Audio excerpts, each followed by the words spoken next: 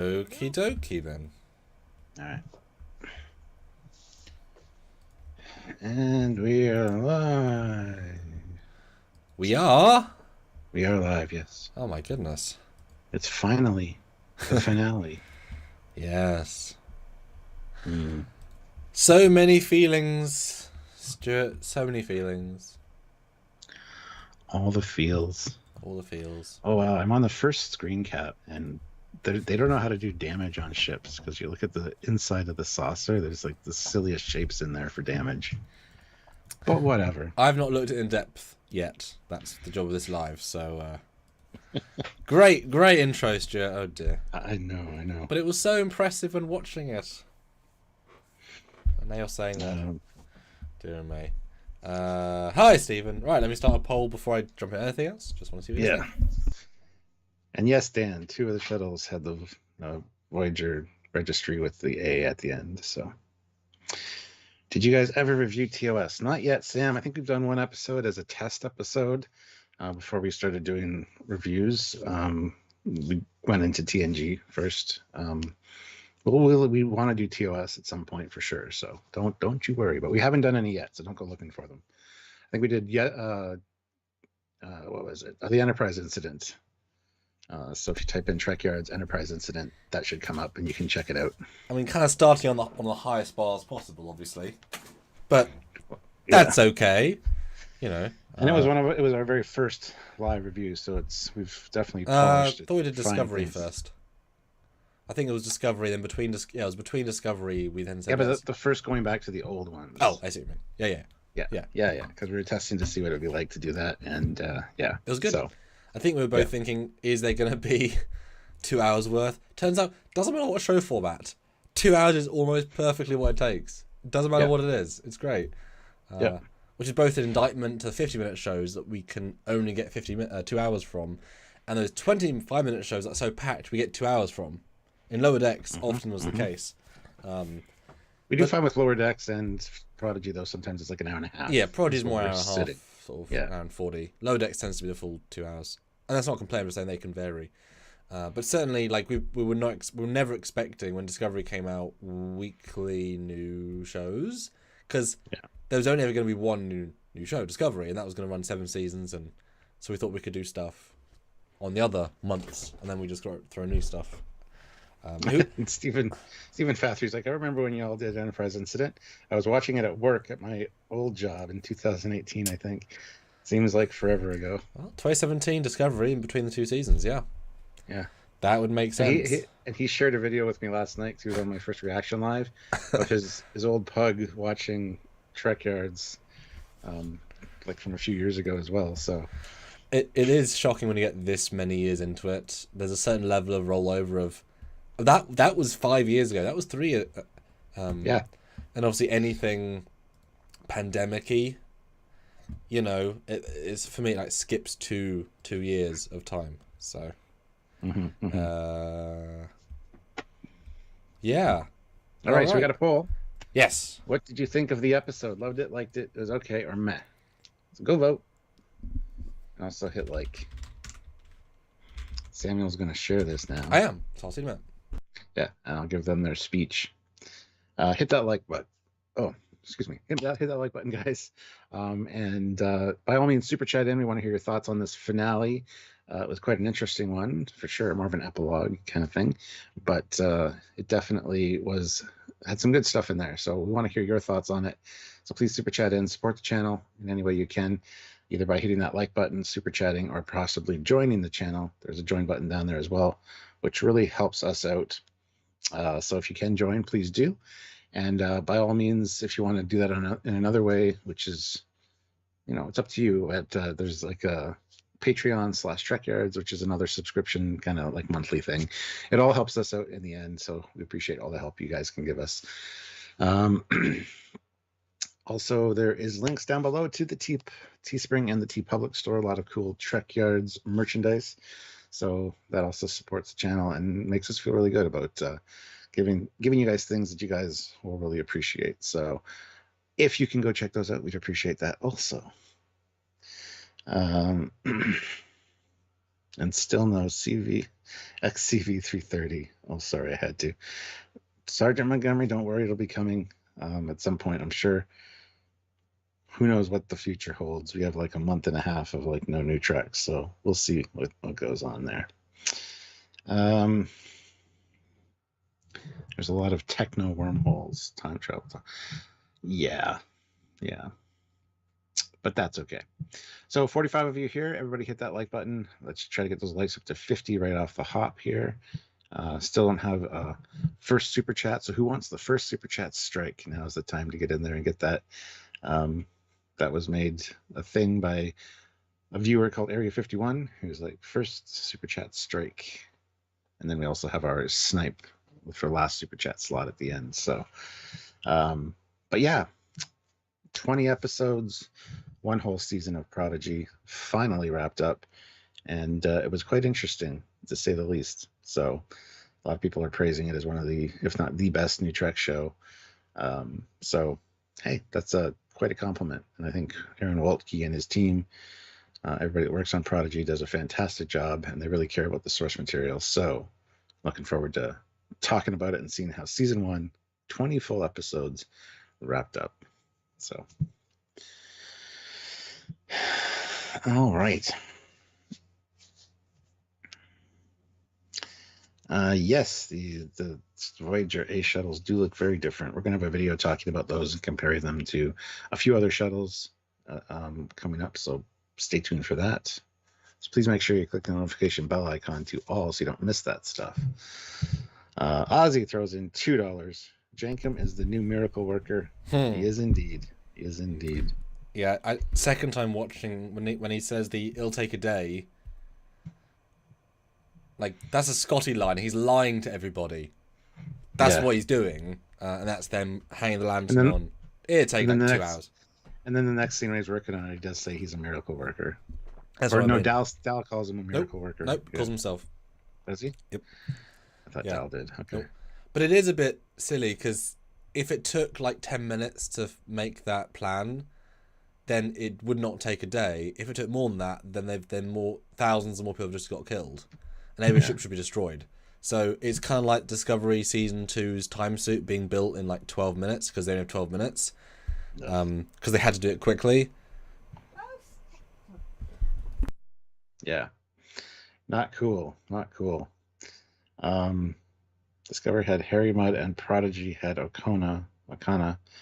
Both characters mentioned before the show started, and you thought the publicity you would see more than you did. Huh. Yeah, I expected Okana to come back for sure. I still don't like the way he noped out of that episode. Hope there's a redemption for him in season 2, maybe? I don't know. Well, he's not in it enough to really even be important, let's be honest, in season 1. I know. But actually do that. No, Metro Stuart, why didn't he warp in a freighter with the Klingons? That was the obvious move. Then he sacrificed, potential himself. Damn. That was why didn't they do that? Yeah. Mark Lawrence, $10. The animated shows seem really show their writers and designers know their stuff. If they were live action, they'd easily be number 1 and number 2, getting around the animation bias some seem to have. Well, that is. A lot of people are very, it's a kid show, it's animation, I'm not interested. And it's like, you're really missing out. Except there are a few conceits of it's a kid show they have to throw into this episode and last episode, which I like, but it is a kid show, so it's kind of straggling both sides of real Trek and kids show. Mostly it's one side, but they occasionally use it's also a kids show, give us the benefit. It's like, but can you do both? I guess. Yeah, I think they ride the line very well, though. Yeah, they do. But when they have to do like a plot hole, it's like, kids show. Well, yeah. Okay. Wouter215 puts in €12. It's a lot. Thank you. Didn't like the Voyager A tease. Should have shown the ship. Otherwise, a good bookend to the season. Hit like people. Yep, that was one of my, both of ours biggest complaints. But that whole, I have something bigger planned for us, like an ad. 12 minutes in. What the hell? You were waiting for that. Anyway, I have something bigger planned for us. Goodbye. Are you coming? I expected to see the Voyager A or anything, the bridge, like a close up of her face and a zoom out of the bridge with the kids walking on. That would be awesome. And Captain Kim meeting her. It's like, what? Just go full on. So, Stuart, what did you think? Now you've watched it a few times, talked to the fans. We always, you know, because we watched it about a minute and a half after you finished it. We were very quick, I believe, yesterday. It was very, like, our opinions tend to change a little bit. What do you think of season 1, episode 20, like 18 months in to season 1? It's good, but it doesn't live up to part 1, in my opinion. It's very much epilogue-y, and it's got like 3 or 4 different ending points, much like, you know, Return of the King or the end of DS9. You know, there's a lot of places. I made both those comparisons. Yeah, I know you did. That's why I'm using them, so that I can say them first. I was wondering if you were. No, I didn't think of it till you said it, and then on rewatches, because I watched it a few times since, I'm like, yeah, goddamn. So there's not a lot of substance here. Like, there's a lot of satisfying payoffs, but there's also a lot of questions are now raised, specifically about like the vehicle replicator and things like that, and solving their problem a lot earlier. But, and also why it took them a month to get home, and you know, they didn't have a washroom or seats in that thing, so a month in there would not be fun. And Janeway did order a rescue mission, and you think the logical place to start would be where the jump started. So why weren't they found? Anyway, there's a lot of questions that arise. However, overall, it's a pretty satisfying payoff to the whole season, with the kids kind of not really getting in Starfleet Academy, but becoming, you know, associated with Janeway as part of her crew. So I did enjoy it. I just think as one full episode, these last 2 would have been fine, but breaking it up the way they did, this one just felt lacking quite a bit. But hey, that's just me. So yeah, but for a 20 episode season, good finale, I think. And I think I can easily say that Prodigy as a whole now, season 1, it's probably the second best season 1 out of all Trek. It's so tricky. It's a tough one because it gets double as many tries as Lower Decks, which makes it somewhat unfair. If you go by the numbers, then I know. Just by the numbers. I'm just thinking of the feels it gave and stuff. But then again, it's because we've been kicked in the balls a few times by other Treks. So like when they do something really good, it's like, oh, you bravo, guys. So it might get getting a little bit more praise than it should. But the thing is, this show could have been made out of Enterprise without too many changes. Thematically, they didn't really take too much from Oh No, Picard. There's a few things here and there. Some of the costume choices, etc. Still pissing me off the badges. Com badges now at the line of the black. They aren't. They're meant to be near the nipple. I hate that they're that high. It looks ugly to me, just unaesthetically pleasing. I know it makes it clear where you put them, but they're not meant to be there. They're lower. Yeah. I refuse to do that. Even my Lower Decks badge is lower because it should be. It would be. There isn't a canon, but it would be lower. Sorry. Yeah. Etc. So yeah, that's kind of my thoughts on it. Yes. How about you? What do you think of it? Yeah, I mean, I have similar thoughts. I think, as with most of the episodes, this show has such a high bar that I go in with so much expectation. It's very dangerous. So it's a good episode, but it pales to last week, which was superb. And it's very much... Because we discussed this a lot, right? So we discussed, and you said they're going to destroy Protostar. So that was in my mind. So that didn't feel like a reveal. It felt like an obvious, okay, next part. So that was obvious. The destruction of Protostar leading to the time hole, I guessed. So that wasn't a twist to me. The new Protostar, I guessed because they wouldn't lose the sets, the digital sets. That wasn't a twist. And nothing else happened. So, because we debate it so much, that is kind of tricky. So it felt like not a lot happened. It's last week was a phenomenal episode of 24 minutes of build up. And then we have 6 minutes of very good payoff. And then just 5 different reset endings until anticlimactic end. It's nice, it's sweet, but it doesn't leave me with any excitement for season 2. There's no hook, because we knew they were going to get Chakotay. Like all this stuff the hook is to see the Voyager A. That's the only thing. Well, that's a hook if you. That's not the deliberate hook. That's if you pay attention closely. That's not the hook. Is Chakotay. The hook is Janeway and them working together. Yeah. So it's very much a. I would love to I don't know if this was ever intentional, but if you recall, they released part 1 or episode 1 and 2 as one, and then called them 2 episodes after the fact, which was incorrect, but whatever. And that wouldn't have worked as half and half. I wonder if this would have been better as a half and half. It would have been. Because, especially as the first, because we watched the last few minutes of the last episode to kind of get us into this one. And the last line's the first lines, so it's the exact same second, it even replays a second. It wouldn't have allowed a cliffhanger, but it would have probably made it paced better. I think, probably as a 40-minute piece. Because then you've had 2 acts of setup and build-up and then an act of payoff, versus an act of payoff, an act of end. But you haven't had the... I just wanted any more story. Any more story. Even if they'd had, as you said, absolutely end on them on the Voyager A, gets launched from a dry dock in Earth's orbit. It goes at warp to the anomaly. They drop out of warp and they start scanning and they say, we can make it through if we do this, this, and this. Get on it. End. Like some narrative push forward would have been massively assisting. Yeah. And Matt makes a good point. There's a lot of hard edits in this episode. I mean, there has been in Prodigy as a whole. I don't know if it's just because it's the Nickelodeon format, like made for that Nickelodeon.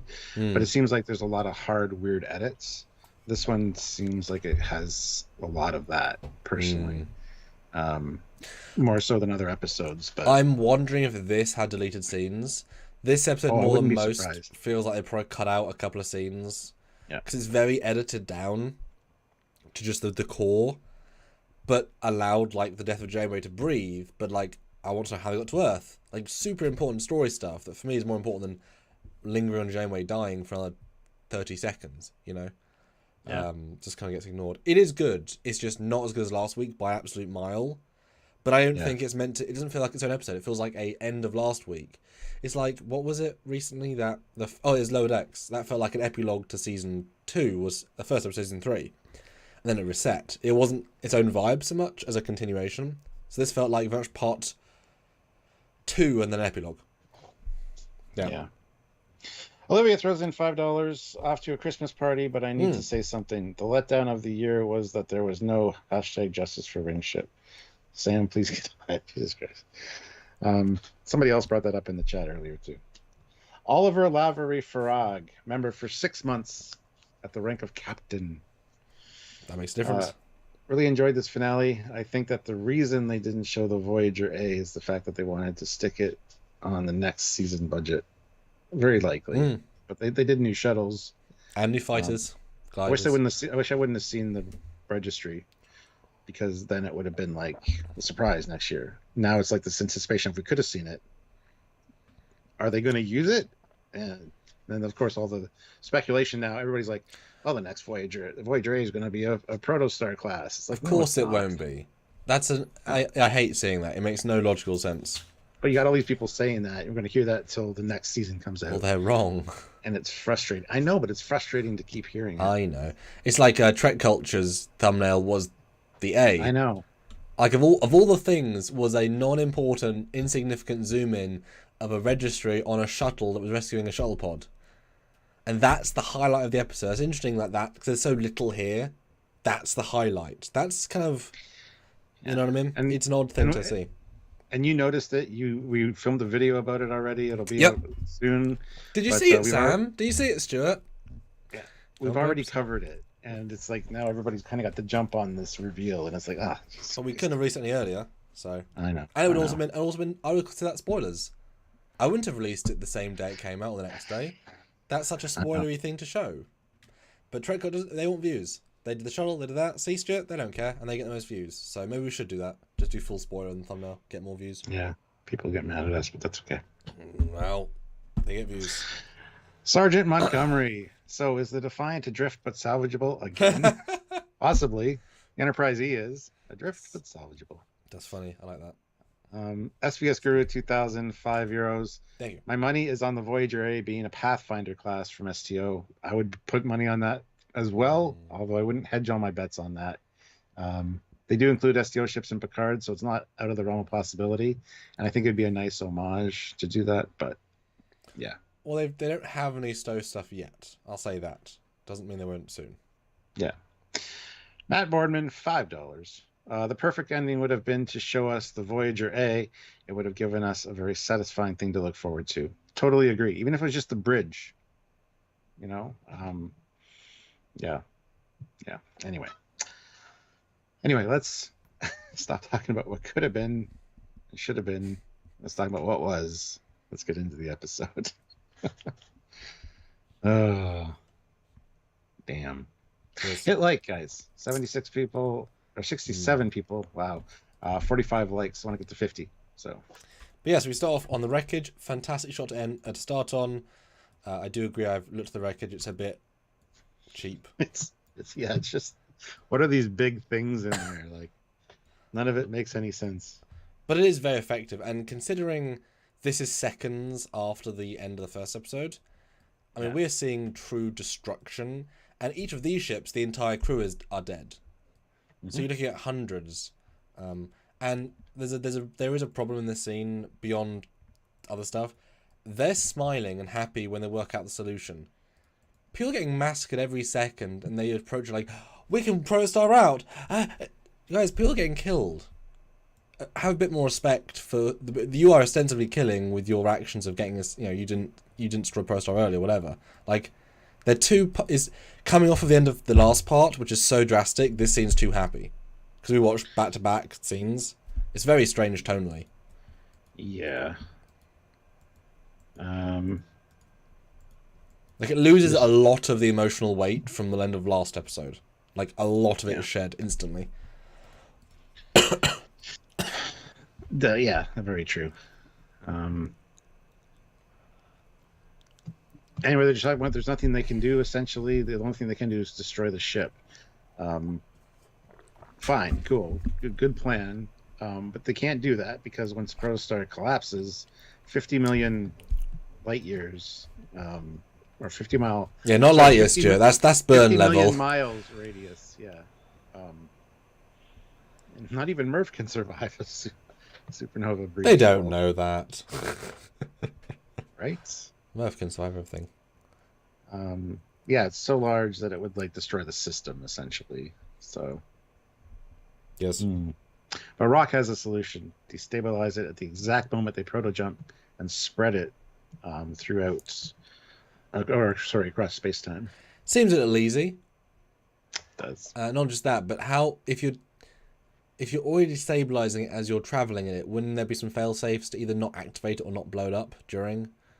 I think that's what Jenkin was deactivating. Oh, I see. Yeah. And also the big question is, why is the construct not even mentioned once? Because currently it is controlling the fleet to kill each other, and it doesn't try and stop them in any way. It doesn't deactivate the warp core, doesn't deactivate life support. It surely has still access to the ship, because it had access to the ship before. I know they removed piloting access, but you're telling me that it's a computer virus that has access to at least the sense, like, why do they entirely ignore it as a plot point in this episode? Why is it not trying to stop them? Why is it not giving any lip service? Good point. Never really considered that. Because it lets itself get killed, and the entire point of the Solon plan is to kill the fleet. You would think it would have him built a don't self-destruct plan inbuilt as otherwise they could have done this as soon as they saw it. I mean, it is that easy. You just destroy the ship. It's like, well, obviously. Yeah. There's not even any lip service. Like I say, to the construct is trying to divert power, divert it back. You know. And again, you would think that also the Solom engineers would link into all ship systems. They wouldn't just leave it blindly hanging. You know, everything is on this plan. So it's sad they ignore the entire plot point of last week. Yeah. SVS Guru 2000, €5. Thank you. Also, because if I remember correctly, this Star Trek Online Pathfinder model has a slipstream drive module under the saucer. Yeah, I think all of them do. I mean, yeah, every ship can slipstream. That's how you get back quicker. And SVS Guru throws in another €5. Thank you. An energy source that can destroy a whole star system. Rodney McKay would be proud. Oh, that is interesting. Yeah, they've now built a bomb that can destroy 500. Yeah. I mean, that's Burpa's proto core. I mean, who needs tricobalt torpedoes? Wow. Because that's a big bomb. So here's the thing: if you destroy a protostar and a Deredex side by side, does the quantum singularity have enough force to suck in the protostar explosion and just null each other out? What you're really saying is, if a Deredex and a protostar self-destruct in deep space and no one's around, does anybody see it? Or hear it, or feel it, or yeah. There they go. And then the stupidest solution that should have been used episodes ago: we can make a shuttlecraft with the vehicle replicator and eject before detonation. Well, you know what? You should have fucking done that. It's like episode forever 11. ago. Make a shuttle, put one person, two people in it, have the Dauntless pick that up, say, there's a bomb on our ship. Oh, well, goody then. But no, we thought that because the computer controlled the vehicle replicator and created the computers on the ship that it created, that if it even got on board a Starfleet ship, it would infect it. So that ruled that out entirely. But no, it doesn't. It's frustrating. Or it could be because the construct gets destroyed. It wouldn't control the... So that's the difference. Yeah. The thing about this episode, though, is it entirely changes the rules of the construct. It was implied it was a computer virus. It would infect a ship and transmit itself. No, it's a transmitter. It needs to be active to work. So, with a range as well, because it's not infinite. So, in fact, you could have launched a shuttle, and then Proto warped out, the shuttle's left, it can't be hit by the... There is no data being sent or being left. We now know that's not what happened, because the data is not something we deleted as soon as the Protostar blows up. It's a signal, and the bomb wasn't even on. So, no, they could have launched a shuttle at any point in any episode of any season, and it would have been absolutely fine very easily. Because it was a virus, wasn't it, Stuart? It was downloading into the systems to do bad things, and it could be spread and spread and spread. That was the whole point of it. Mm-hmm. Yeah, it felt like a huge plot hole of like, the guys, you don't just nerf your weapon just because you want to kill it. Like, it could do these things. Because people for most of this season, at least the second half, have been saying just create a shuttle and, contact the Dauntless another way. And, I was playing devil's advocate saying no, because I would still be infected. But we didn't know that it controlled literally, like... manually. Yeah. Or even, same thing, drop a probe and then leave. A buoy. Yeah. Oh, no, virus. No, it can't. And clearly the thing wasn't going kill mode until it was hailed. So... yeah, you just you pro warp out, the thing can't get it. They could have solved the problem 20 episodes ago. It's very strange. Like, it's fine if they'd said it was a virus, and when the core virus got killed, all the other viruses got killed. Not what it said. That's not how it was presented. It was a signal. Yeah. General Grievous, $2. Tal Shiar recreates Proto War to cause the Hobus Starnova.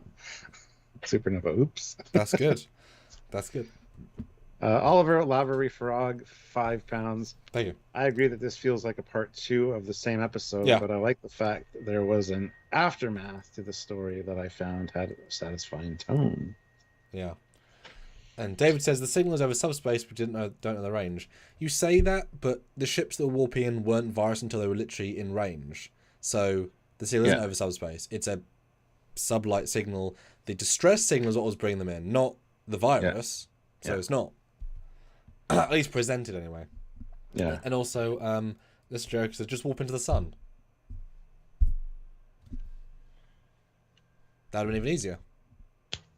Although, when it destroyed the sun in the system, which still destroys the system. Yeah. Just couldn't the protocol be killed by a sun?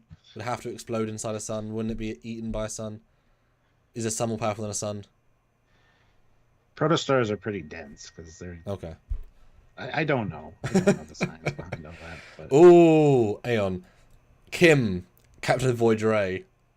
Yeah, a lot of people have said that already. that would be fun. I would. Yeah. No, that would actually be a good payoff. I could see that because I would never have necessarily called that out as a possibility. We both said it'd be nice to have somebody from Voyager back next season, like Bolana or the Doctor or somebody, even Tuvok. But yeah. Broken Speaker, $2. I agree. It was not really a virus plot hole. Yeah, there's quite a few plot holes, but It's all right. or at least they changed the paradigm to make it easy to win. Because, like I say, they didn't mention the construct once. Not once, Stuart. Yeah. They had a really complex, well-written story, and they had to dumb it down for the length of the episodes, as well as just the solution being simple to get to at the end, I think. Because this was actually quite a devastating weapon. If everything that we've said it should be able to do, it could do, it would be quite hard to defeat. So yeah, it would be. As soon as it affected another ship, even if the construct gets destroyed, it's still on the other ship, virus-wise and spreading. Yep. Then it would be like a problem. But this is such a simple solution to the problem, which we said 30 weeks ago. Yeah. Yeah. Well, that's the thing. It was so logical, it felt underwhelming. Yeah. Which is not a bad thing. It's just... Yeah.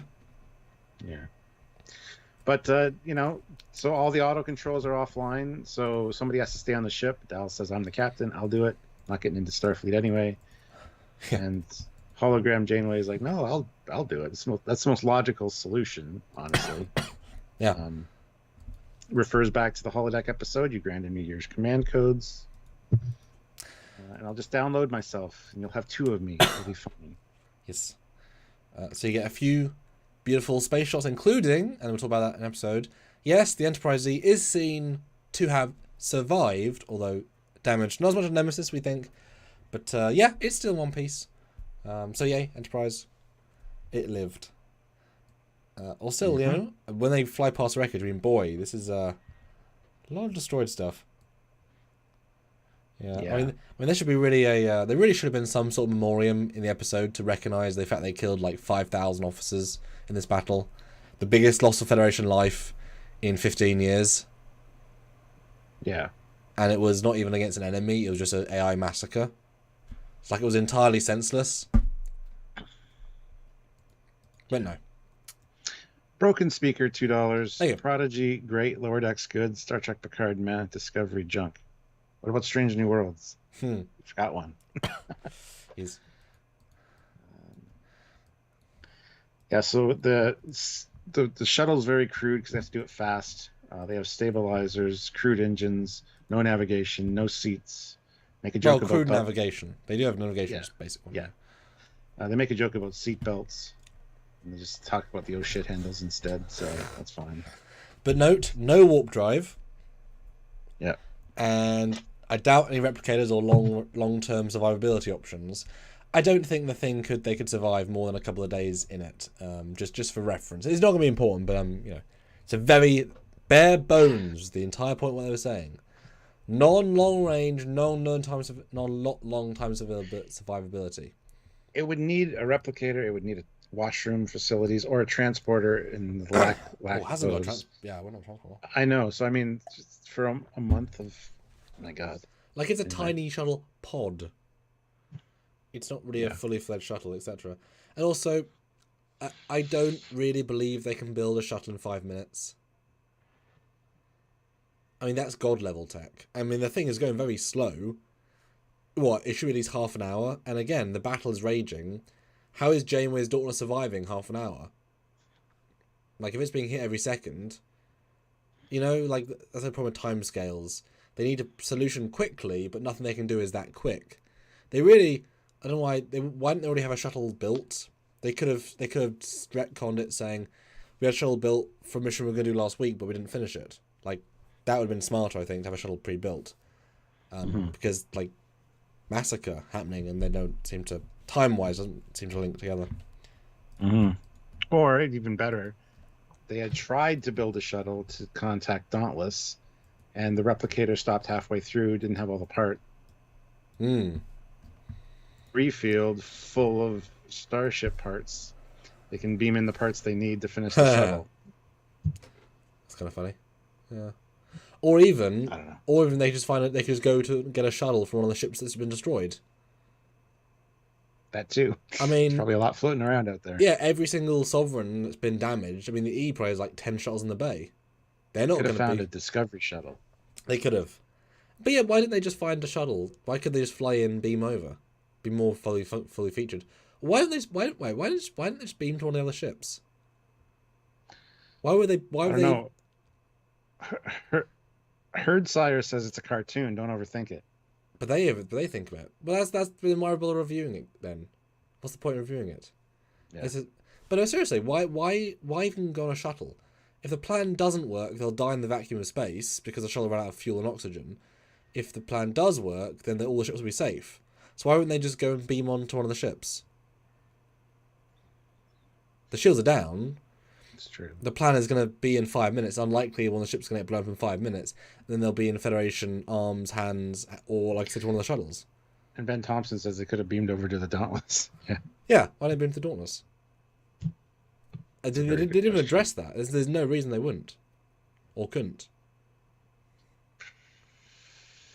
Anyway. Because they could pick the ship with the most like intact hull, beam there. I mean, they might get arrested, but they also save the day in a second. Because the chance of them surviving that pod is none. Huh. Well, anyway, Janeway tries to copy a program, but it's too large. And she bluffs it very well. I didn't think she would. Yes. But the whole watch out, now you'll have two of me. Like, very well done. Yeah, that I thought was a genuinely nice twist, because it could have gone any way. And the fact they committed was pretty strong. Because, yeah, it's losing a character. A real character. Yeah. I also love the whole Jankum, like, this doesn't seem right destroying the ship after all we've done. And Rock is like, just think of it this way. You're letting a young star become what it's meant to be. Yeah. Much like us, the children that are prodigies. Well, because whatever you think of the show, it's not called Star Trek Protostar. It's not about the ship. It's about them and their knowledge. So, and as I said to Marie today, it's like, how many other shows destroy their hero ship in the first season? Like, balls to the wall level of ambition there. Yeah. But yeah, she says bye. It's relatively sweet, but also very underplayed, because it has to be, because it's not really a goodbye. Mm-hmm. Obviously, we're left wondering, why don't you do multiple isolinear chips? Yeah. Because, I'm sorry, your program is not so big a computer that can run you in real time, which means it's much faster than you are, can't download you, can't compress you into 4 chips, put you in 4 chips at the same time, and be fine. There's not a memory bandwidth problem there. There's absolutely enough space. It's just like the old floppy disk games. Please insert disk 2. Yeah. Yeah, I mean, they do say in dialogue, I'm too complicated to move over, but no, if you can build an entire shuttle, like, how many times in TNG do they say, computer, transfer this? Transfer complete. Like, that takes seconds. The computer is exceptionally fast. This is cutting edge stuff. She is just a training hologram with a bit of extra knowledge. Do you remember how the Doctor could wirelessly travel 50,000 light years in like 2 minutes? Compressed on a stream of, Yeah. Why the hell can't she compress and go on 2 isolinear chips? So I didn't really buy it. If there's enough time to build a shuttle, there's enough time to put on top of several chips. Or even upload herself to the Dauntless. Again, it's like beaming over to the Dauntless. She could have uploaded her holographic matrix to the Dauntless. Well, yeah, because we know that there's no limit of sending the bomb over because the data gets deleted. The only answer to that is that the construct wasn't allowing transporters or communications necessarily, but Janeway could seamlessly communicate to them. So. Well, you're saying that, but it was allowing shuttle creation, warp, proto-warp. That's what I'm saying. Yeah. It was allowing everything else, so that's not it. You can't say it's not allowing transporters if it's allowing everything else. It doesn't really logical. I like Carlos A. Smith's comment there. This is the bad part. We know too much Trek to accept the current narrative of today. Doesn't jive correctly. Well, we know too much about the Star Trek universe to just accept it. The thing is, so many episodes are watertight. This one just isn't, right? Because it's a drastically... You say that, but so many more are not watertight. And so many have little plot points that are just... we throw away. Even in like TNG, TOS. Well, TOS is the outlier because they didn't know what's coming after. Yeah. But yeah, I think there's more problems in Trek than there are like watertight episodes, honestly. Well, I mean watertight in terms of they are not deliberately leaving in plot holes versus they know the construct is doing this, but they can't write it, so they have to do this instead. Like, there's a level of cognitive dissonance of, well, we've sort of had to forget about the power of it to keep the story going. Yeah. They're not doing the checklist of ideas, etc. Sergeant Montgomery says, isn't she corrupt? No, they Nope. solved that last episode where Janeway, like... Reset her. Reset her program. Yeah. Yeah, she's fine. Yeah. That's why they trust her to fly. If she was corrupt, they wouldn't trust her to fly the ship. Otherwise, she'd be the construct flying the ship to Starfleet to kill more ships. So they have to trust her by definition. Otherwise, the whole plan fails. Which I almost was expecting the twist to be that she would then go corrupt and save the ship. Because that would have been a fun twist. We got a bunch of super chats in. Excellent. Let's get to those. SVS Guru 2005 £5. €5. Sorry. Yeah. Use multiple chips or transfer directly to the shuttle, or use WinRAR to compress the program. I love that WinRAR reference because Samuel made that yesterday. Dude, that's such a good point. No, they've solved the WinRAR problem. It's now you have to pay for it. So nobody has it. But dude, that's so why not go to the shuttle? The shuttle has more than enough space. That's such a good point. Yep. Or into one of the holodeck data cores like Moriarty. Moriarty was much more complicated than Janeway. Yep. I would say. Yeah, and you saw the thing he had to get transferred into, that big cube. Yeah. So if they didn't have one of those on board, I guess. Matt Boardman, $5, but we don't know how large the file was. Remember, we had an episode of Voyager where the Doctor had an issue of his program growing too large. That's very true, yes. Yeah, and she does say later the hologram of her, or the message says that she grew too much and blah, blah, blah. But General Grievous, member for 15 months at the rank of captain. Prodigy hit deep issues for a kids show, blowing up the hero ship, killing Diviner, multiple Starfleet ships and crew, and Hollow Janeway's heroic death. It did absolutely hit. But see, the loss of life, it's never shown. Sure, the ships are getting destroyed. We know there's lots of people on those ships that are dead. But if you don't think about it, you don't see it. It's like, Like I said, it's the biggest loss of life for in a battle since for a long time. 359. Well, Dominion War. Or one of the Dominion battles, yeah. Yeah. Excuse me. Oliver Lavery Farag, 10 pounds, sorry. Thank you. Hologram Janeway lying so quickly in order to sacrifice herself really made me think she was modeled on the Admiral, because that is exactly what she was like on Voyager. It was a nice touch. Yeah, well, they made that point a few times, that she's, even to the point where the hologram asked for proof of that you're actually Janeway, and it was a story from her childhood, which technically the hologram shouldn't know. Trek Zone's here. Good morning. Yeah, good morning. I bought a licensed hard copy of WinRAR A. Bye. One of the 24 people that did in the world. I salute you, sir. He is. Rude Chef says, why isn't there a mobile emitter thing in this? Sorry if you covered, because I don't know. It's not standard equipment on all ships. I assume there's a few floating around now, probably. They probably worked on the tech. I mean, they didn't reverse engineer any on Voyager over 4 years. I assume it can't just be remade. It's like you couldn't build a modern Tesla in 1972. Yeah. Like, you just wouldn't be able to. The tech, even if you had the parts, you would but I don't know how this will connect. So I wouldn't think there'd be any. I mean, they could make, I could see them designing new ones that were far inferior, like version 1, like it gave them a leg up, but no, that's sort of the point. Like the backpack in Photons Be Free. The size of a backpack, but it works. Yeah. Or like a pad attached to their back or something. Or like an arc reactor for Iron Man, etc. Yeah. But yeah, why didn't you just transfer to the shuttle? That's a really good idea. I don't know. Yeah, there's a lot of simple answers that, with the way they had it paced, it was like you're never going to think about it. Just boom, boom, boom, go. Yeah, there's only one solution according to the pacing. And Gracie also says no escape pods available. No, they launched them all in a yeah, they did. Like the Sun episode. Yep. I never even thought about escape pods, but yeah, you're right. And also, why did they just float out of the bay with the landing gear down? Like the landing gear is like scraping along. It's like, if you're gonna float out of the bay, raise the landing gear. I thought that was a weird, strange scene to just float out of the bay like that. But hey, the landing gear eventually does go up. I assumed that was part of because they're going to get picked up by a ship later, so they didn't have their engines installed properly. So they just had to let go, and that was a thematic of we're letting go. So we didn't have any propulsion, but they obviously got to Earth, so they had full propulsion. So again, it doesn't quite work. Yeah.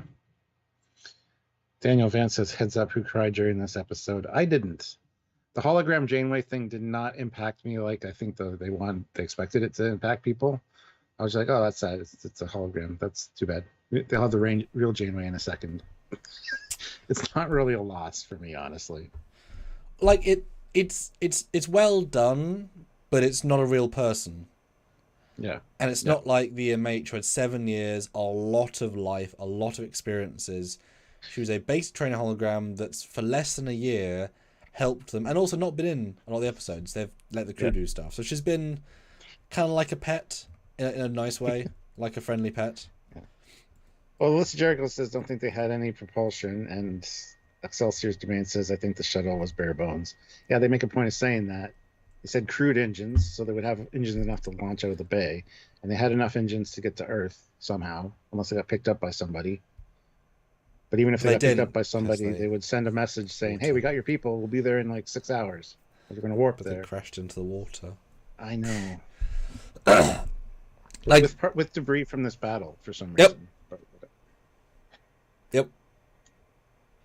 That's a whole problem in itself. That's a whole conversation. Yeah. Grant McGregor, $25. Thank you.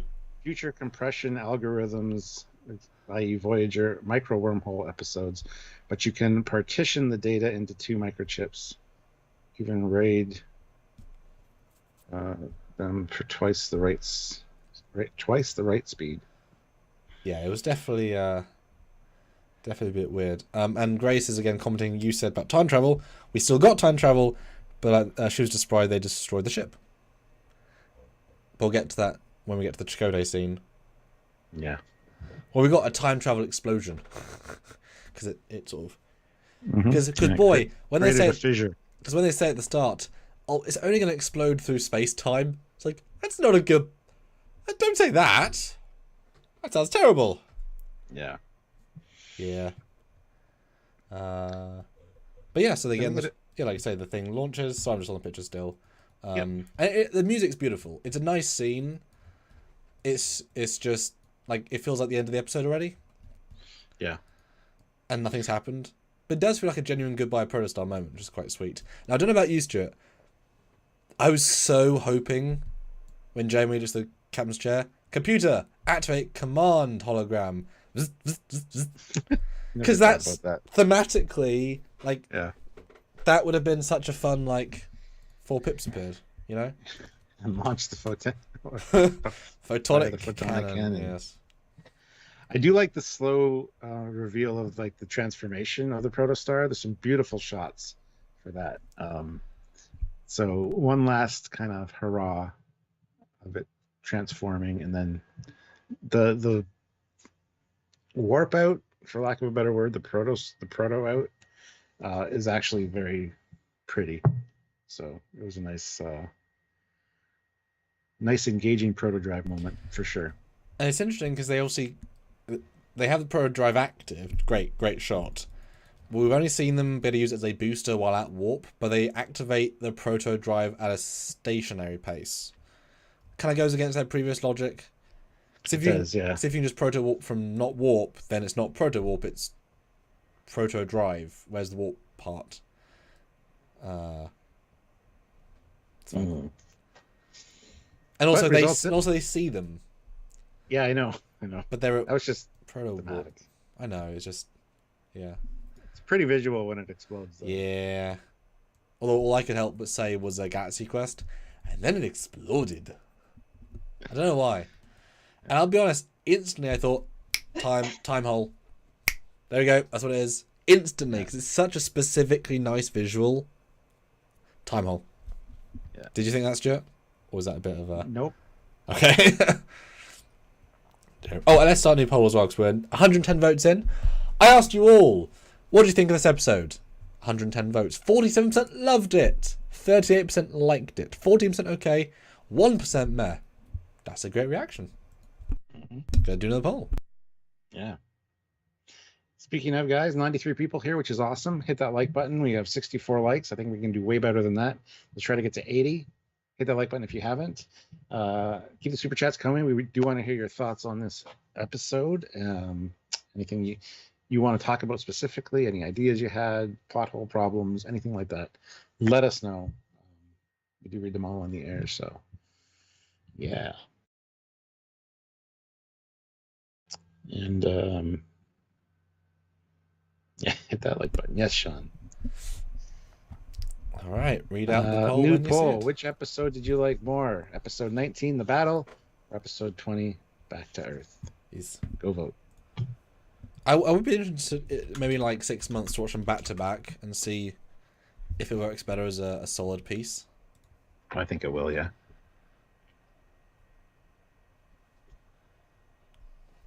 Anyway, we get the Klingon ship. Shields down, apparently now. The shields fell, and it's between the Dauntless and a Centaur. And we get the nice power down, back to blue. So hopefully this Klingon lady gets something nice out of this whole deal. She showed up and saved the day. And was ready to sacrifice herself and her crew for the Dauntless. Although the Klingon ships looks quite small compared to the Dauntless, which we've already done a video on talking about this new Klingon bird of prey design, because it is different. I thought it was a little bit larger than that, but scale, they have problems showing scale really in this show, so that's fine. Yeah, it's relative. I did think it was a bit weird that the bird of prey just stopped. Like, pace-wise, this wasn't a very good shot. I don't really get why. But yes, and then all of a sudden, Protostar blows up. Everyone's fine instantly. And then a few captains start writing apology letters to the people they murdered. They killed. I'm sorry that our ship killed Bobby's ship. We were under the attack, the power of a thing. And Dauntless had no more damage, apparently. At least on the inside. Yeah. But Janeway insists on there's no evidence of the Protostar. But she insists on sending a boarding party. Or not a boarding party, my God. A search party. Let's board the wreckage. What wreckage? To which they've pointed out the distance they crossed. It would take months to scan that many star systems. They just saved Starfleet, so go do it. Of course, and you start where they impulsed to and started to jump from, which they would instantly find them. Instantly. That also bugged me. Yeah, it's written to say we'll never find them because they could be anywhere. Start at the beginning. They're 30 seconds away at impulse. Yeah. It does feel very odd, structurally. It was. This point, it was all strong, and the time jump is where it starts to lose. Like that thematic steam is kind of smidge broken, just a smidge. But back on the shuttle, they're like, "Oh, activate Janeway. She'd want to see this." Yeah. And they put it in. They get the little tiny hologram of her, and the pre-recorded message. Yeah. I lied to you. You guys don't. You think you need me, but you don't. You guys, from what I've seen, you guys are gonna be able to take care of yourselves. Yeah, nice touching moment. Yeah, about Jankum being stubborn, and nah. It is nice. It's more. Now go boldly is the last thing. Yeah, it is more about the kids though, because they are obviously real characters. Yeah. Goodbye. Maybe that's all there's really to say. And then hold on here. There we go. And then we just see them floating in space, right next to the anomaly, like that close. And of course, the starship would instantly go to this anomaly and check it, which means they detect the shuttle. You could argue there was interference potentially, but by the same token, no. Yeah. Otherwise, they'll start. Like a power signature would be enough to detect. See, this is the perfect place for O'Connor to come back, even if it's a month later. Oh yeah, Saying, yeah. I found the kids. I picked them up. Sorry, my freighter's only warp 4. It took a little while to get here. Yes. Because that was pointed out earlier. Yes. That it's only warp 4. So that would have been kind of nice, but oh well. Then we get Earth, Starfleet headquarters 1 month later. Going over the destabilizing the protocore and the interspatial rift that was created as a result. Yes. More specifically, a wormhole. And I love how they talk about the criminals on Tars Lamora, and Janeway's response is beautiful. In their absence and in my presence, they will be referred to as. They will get our respect. I thought that was great. Yeah. It's very direct. I mean, she is a high-ranking admiral. She doesn't have to let anyone else, whatever. But a few notes. San Francisco looks beautiful. Their rendition, fantastic. No complaints, apart from the 1 month later. It's a weird hyper jump. I was kind of surprised they were all wearing the Protostar, the Dauntless uniform, versus, like, I was kind of expecting to see some variations of, like, the First Contact, some people who left over from that. Maybe the new Picard uniforms, the flashback ones. I just thought we're Earth, show the diversity. I was kind of looking for that, but it's fine. And yeah, they make a very explicit thing. They saved everybody. It's all good. Then we get the signal from Chakotay, which of course Janeway says, I've heard this before, and no, it's new. Yeah, day 72. Yes.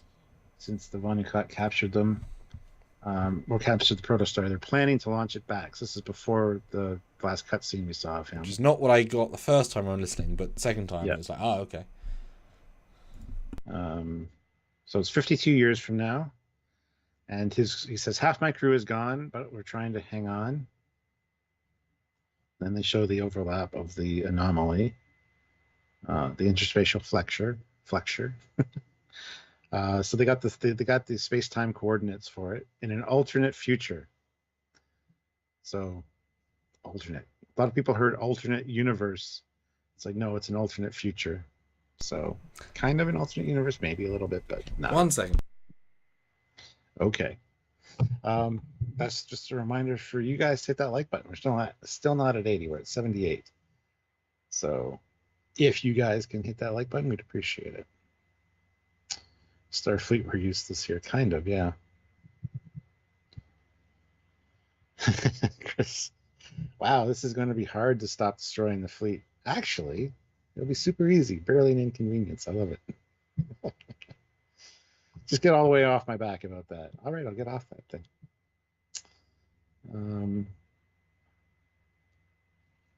So they use the new time anomaly to rescue Chakotay and the Protostar. They can get the old Protostar back, yeah. Definitely should have included a Galaxy and Prometheus class in the fleet. Totally agree. One of each, absolutely. Aren't all features alternate? Yes, they are.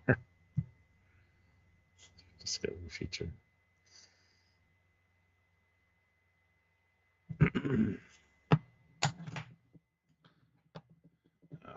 Sorry, hello. Hey, how's it going? It's good. Chris Rains has a good comment. Yes. Wow, this is going to be hard to stop destroying Starfleet. Actually, it'll be super easy, barely an inconvenience. Yeah. Casual Trekker, $5. Will this alternate timeline they are going to next season be the first example of dual existing timelines that aren't different universes? Well, they're still not 52 years in their own future, so no. That's a tough one. So yeah, when I first listened to this message, I thought it was day 76 after the Vonnegut left. Just the way it was framed. Second time around, it's clear it was before. So I guess they're gonna go steal the original Protostar before it went back. So they'll replace the Protostar and Jome with the Protostar. and Janeway. I mean, they can do that now, potentially, since they're already in the past. Because once you, because in time travel logic, once you go back in time and change one thing, that shifts the alternate universe logic. Your universe no longer exists where you came. It might be similar, but it's not the same anymore. It's not been overridden. It's just different. So that's why Endgame. You could still go to the Endgame future if you travel an alternate timeline. It hasn't been deleted. It's just not the path we're on. So that's important. So therefore, unlike Picard, where that's not how it works, and anything from that future gets erased, and it's like no, it doesn't. Where even if you stopped Chakotay from going to the past, it still already happened once, which means the remnant of those events are still in place. If you stop it from happening, none of this stuff happened with the kids. Yes. And the Protostar. And yes. So. Yes. It's messy real quick. You don't tend to overwrite timelines in Trek. Except for Janeway. Which Janeway? From Endgame. I don't like everything that's happened in the last couple of years. I'm going to fix it. No, well, I mean, but she made a new. She didn't overwrite. She made a new timeline. Like exactly. It still existed. No, overriding means it means it erases that future. Like it never happened, but it did. It just went this. But effectively, she erased it from everybody. Well, but you could still get there if you could travel between universes, like they did in Chakotay. Like the fact that they can go to him shows it still exists because that universe is now erased. That future's been erased, which is super exciting. So they might actually go to the Endgame. They could now go to the Endgame future practically at some point. As a timeline remnant thing. So it's pretty interesting, and I'm so thrilled because I thought they were going to say that was the future, but it's not the future, it's been changed. So at least they fully caveat alternate future. Good. Moving on. Yeah. And it definitely 1,000,000,000% tells us that Discovery is an alternate future. Season 3 and 4. Because you can't have every chain and get to that still. You can't. Yeah. You can't. Because is the future that got to that point the one where Chakotay did the Protostar or didn't do the Protostar? They're two different universes. They both don't happen to get to the Discovery. So hopefully Memory Alpha will eventually say that and address it. And I love how Vulcan says there are discussions on sending an exploratory ship. I want to be on it. Yeah. I love messing up timelines. Well, it's no longer the present timeline, so it's like, yes, I can. It's like I can mess that up and not affect our present day, which is what a power that is. My goodness. Oof. Yeah, you could do that instantly. And but Gracie says, when did Chakotay become Captain of the Protostar? They said an exact year for the launch. Was it this year? I'm not sure. Because Janeway says a year ago the kids didn't know what the Protostar was. This season was 1 year. Yeah. And she was searching for them. You wouldn't be searching for like 10 years, so I'm guessing not much before. Yeah. But then, sorry to interrupt, the kids are here. Okay, and the...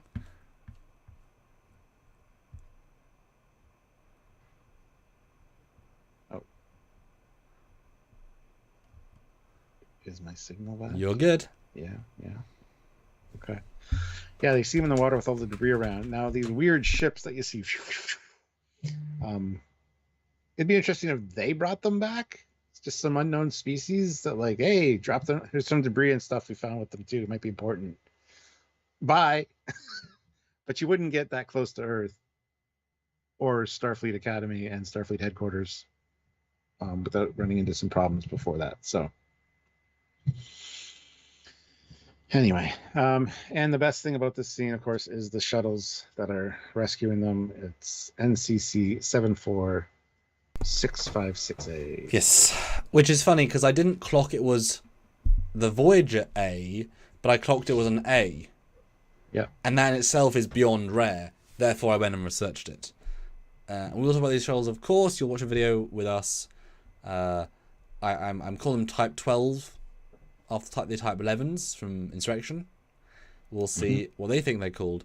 But yeah, I don't understand. Or, Stuart, maybe this is just the littering sub-zone of the bay.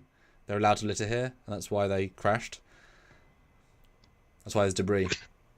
Sure. Because I don't think they. I don't think the shuttle had a. I don't think the shuttle had a gravity field that trapped debris from the battle below it, because it wasn't there.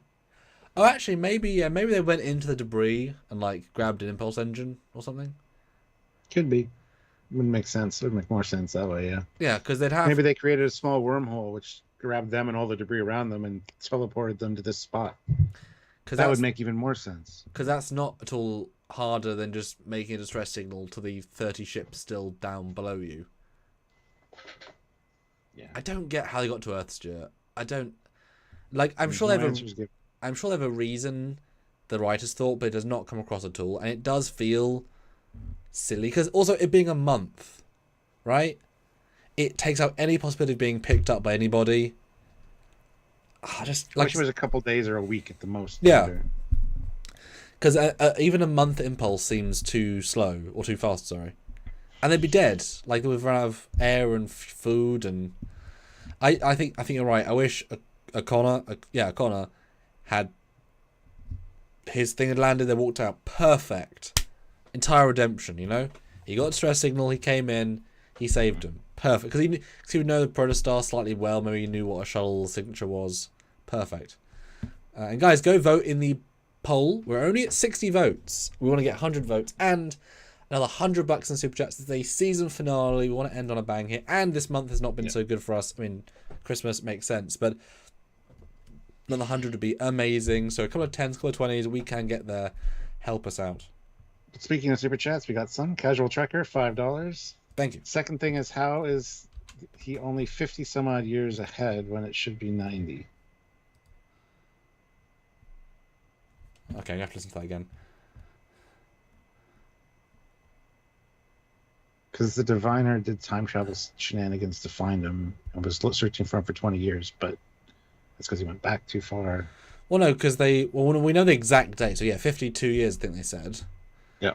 And that was decades after the Solemn gets found. So Solemn will get found in about 10, 15 years, which gives him plenty of time to Gwen to find it. And then he goes back, 20, 30 years. Why would you think? Where did 90 come from? I don't know. 90's cropped up a few times. Is he meant to be 90, but he was already alive when the thing happened? General Grievous, $2. Future Decane is sobbing in a corner hearing Voyager A. Yes. The legacy of the menace continues on. Yep. Jesus. General Grievous, $2. Wreckage of Breen attack left like Pearl Harbor. There you go. As a memorial. And General Grievous again, $2. Shuttle has serious Type 9 successor vibes. Absolutely. Also that. The battle was 37 light years from Earth, says Aaron. That's where it drips. Wait, is this Aaron or Aaron? This is not our Aaron. It's not Waldkey. Oh. It's Aaron. Oh, yeah. 37 light years from Earth. So you're saying they traveled more than light year a day at Impulse? I like the idea that they created some kind of spatial rift that pulled the debris that was around them through too. That's why they're instantly in the bay. Make the most sense. Oh, can you imagine if there had been a Terminator style ball? Yeah. That'd have been kind of cool. Sergeant Montgomery, $2. Are those Bizarre collectors on the Tron shuttle? Yeah, they're super great. They're Bizarre collector rings. They're ring collectors. They're Bizarre rings. Casual Trekker, $5.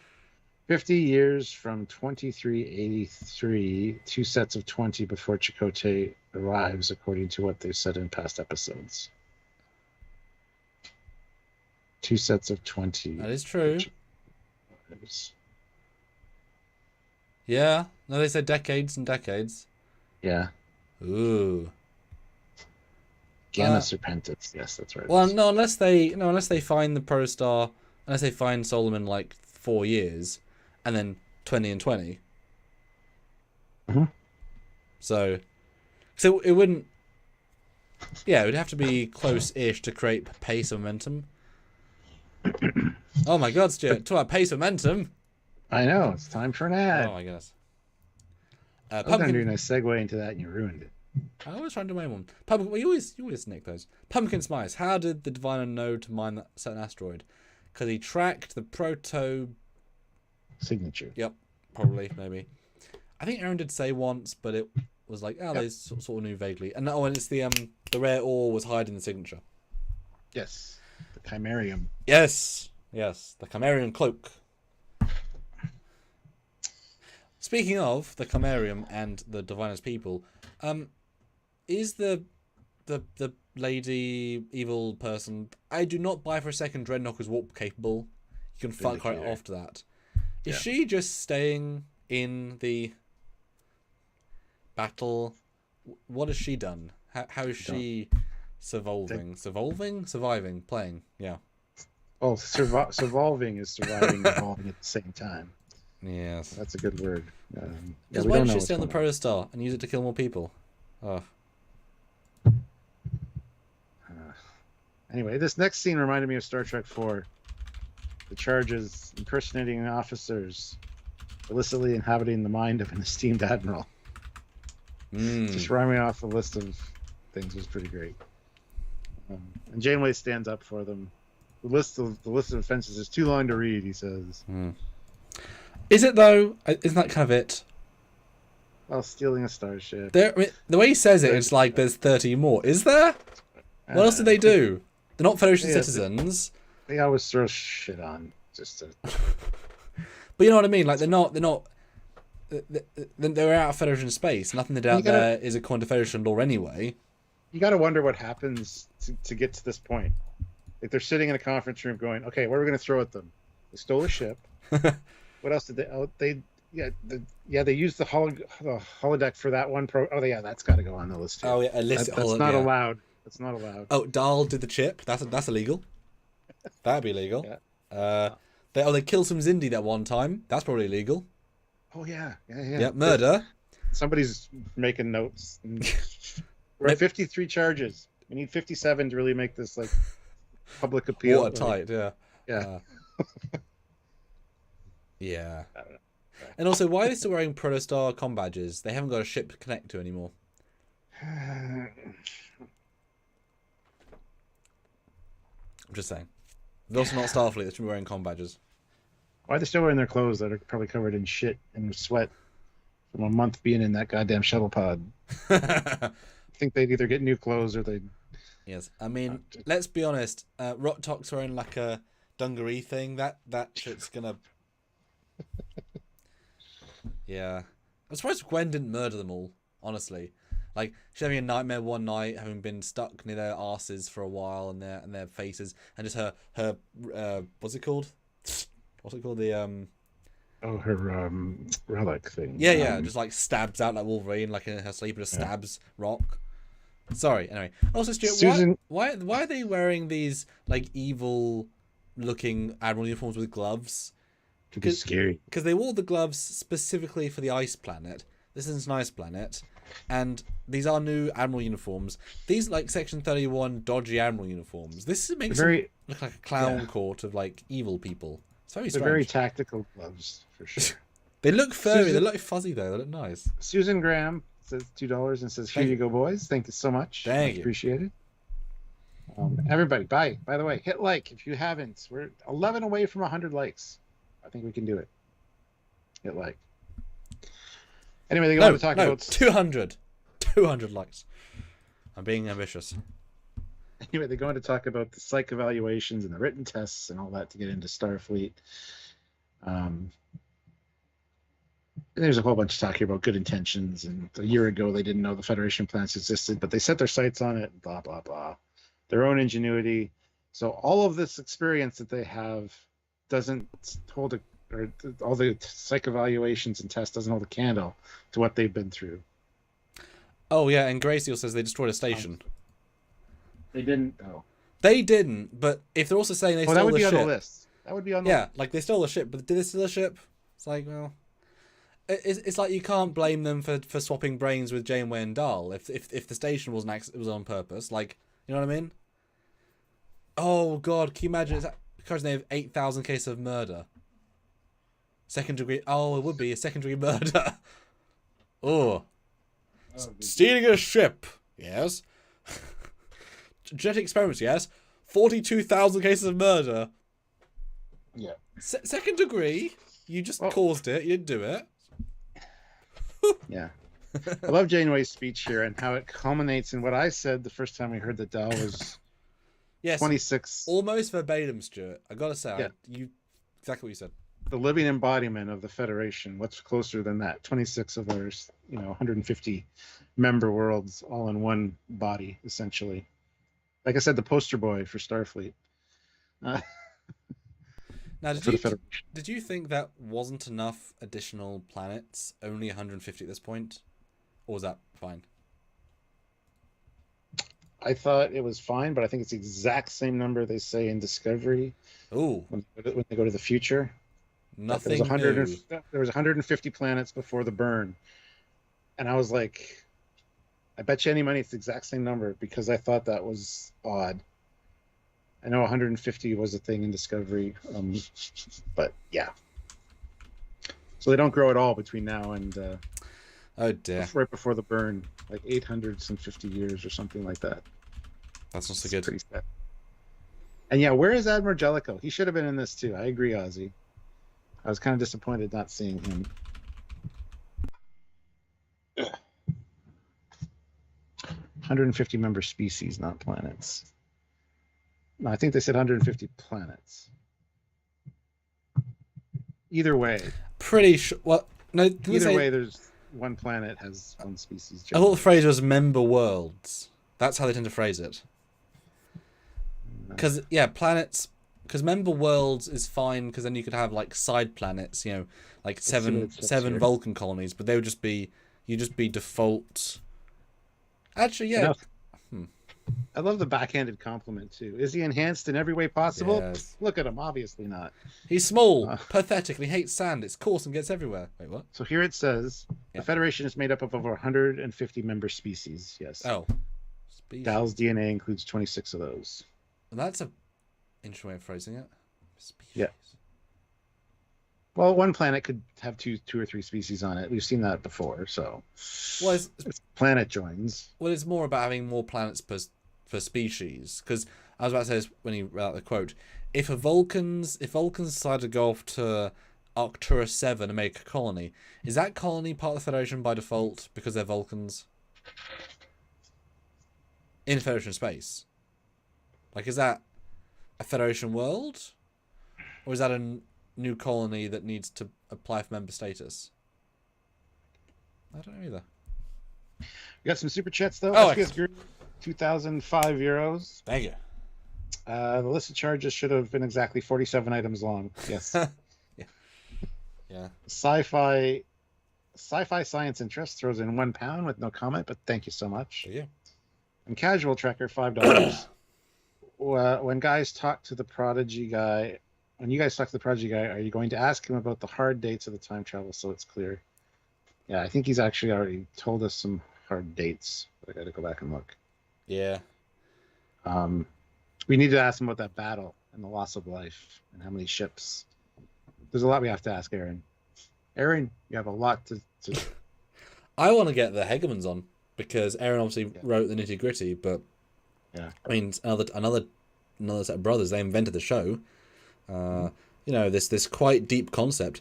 And as I said at the start, I don't think either of us would have predicted a giant cannon ship space battle with thousands of lost people, including people down the Defiant, people down the Enterprise E. Are you joking? For the season finale, that would have been like, have you seen Picard? Yeah. Of course, I wouldn't do that. Oh shit.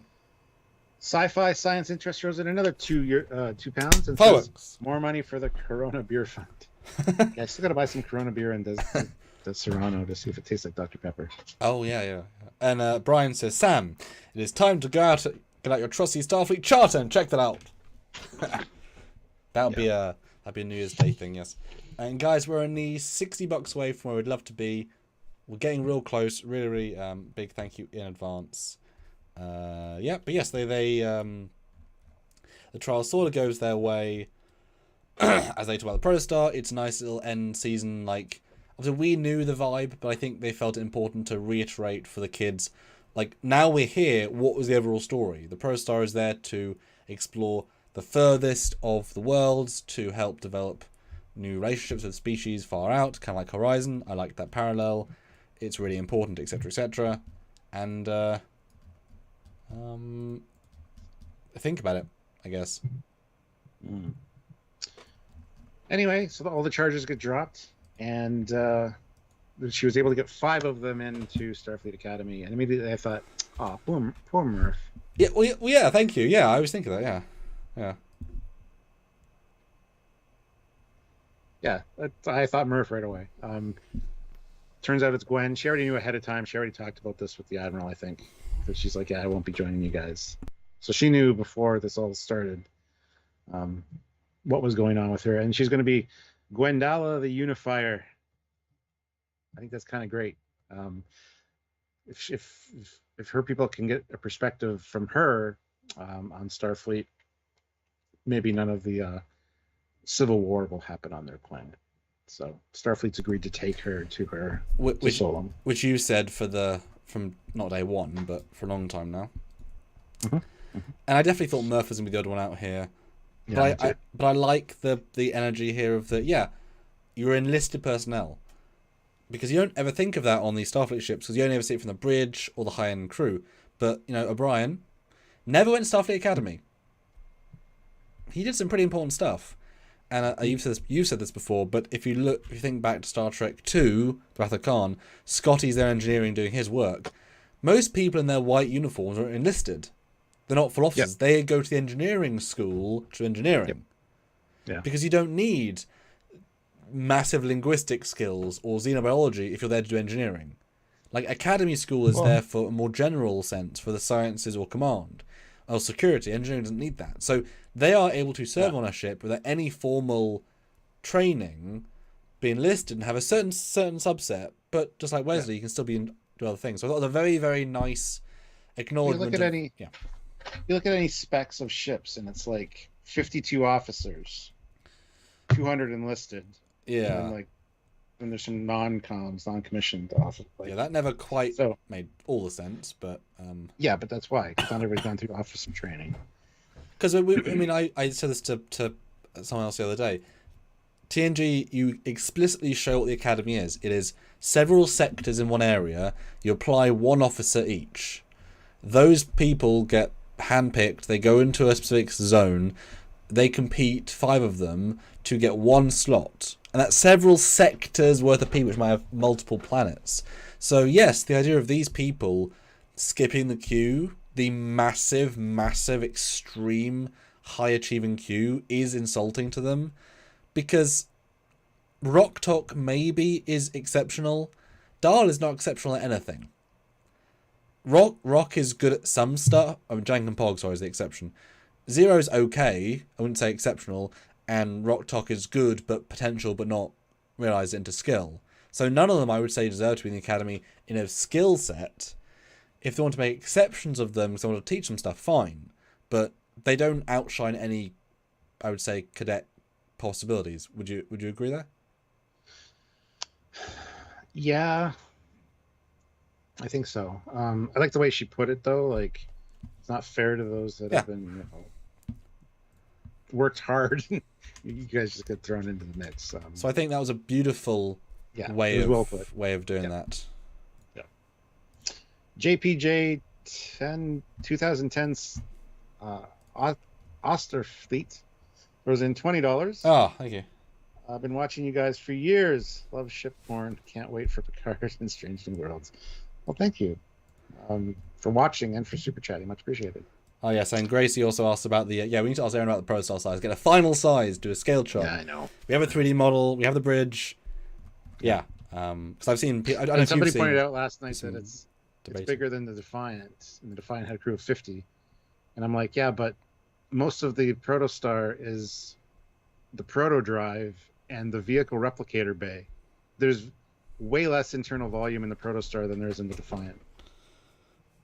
Yeah, the Defiant's only like 2 decks on the main bit and then a little bit extra. It's very... 4, 5... Well, it's not very big. Yeah, Protostar is going to have maybe 1/10 the livable space. Yeah, it might be bigger, but All tech. And bigger just means longer because the fight has no Yep. nacelles. Yep. I mean that, and all of the back, like I said, blades, shoulder blades, is all nacelle. There's shockingly little. I mean that razor edge saucer is not several decks. You know. Eric Martin throws in $10. Oh, thank you. Non-coms do all the real work. Worf's father said it best. I work for a living. Yes, exactly. Anyway, yeah, this is a nice little scene here, talking about a brighter future for her people and all that. Then we get Rock, and this lady comes up to her and suggests xenobiology. Yeah. New species because you're quite adept with Murph. Yes. And Sergeant Montgomery gifted one Trekyards membership, so Trekernaut has a membership to the channel. So thank you very much, Sergeant Montgomery, and Trekernaut. You're always here. Yes. So now you get to experience having the being joined, I guess. Like a trill. Like a trill. There you go. But no, I liked this. In general, I liked this montage.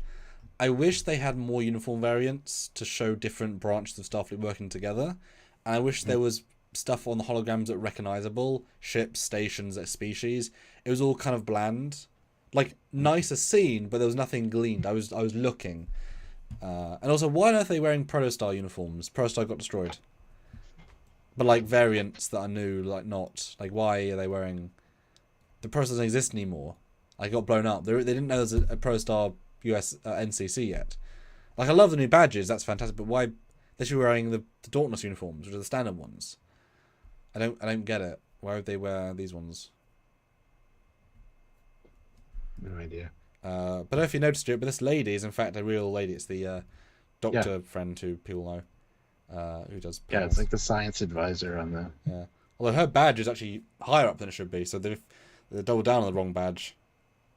Stop. And her stripes blue. That's weird. So she got the same Dauntless, and then that goes. What? That's weird. That's very weird. Oh, she looks great. I hope she's in season 2. More of her, please. Yeah. Then we get the cringe that they're going to get percussive maintenance, but no, he just pulls the thing out with the... Yeah, it's a nice montage. And I absolutely hate Zero's new suit, just for the record. Is what? I hate Zero's new suit. Oh, we'll get into that in a second. Still, I don't know why he's wearing the Protostar uniform. And what are they building there? I guess it's an engine, isn't it? Oh, yeah, it's an engine. Yeah. So why do you not like Zero's suit then? Because it's so generic sci-fi. It looks like something from Interstellar, or a lot of people pointed out Portal. It's too just I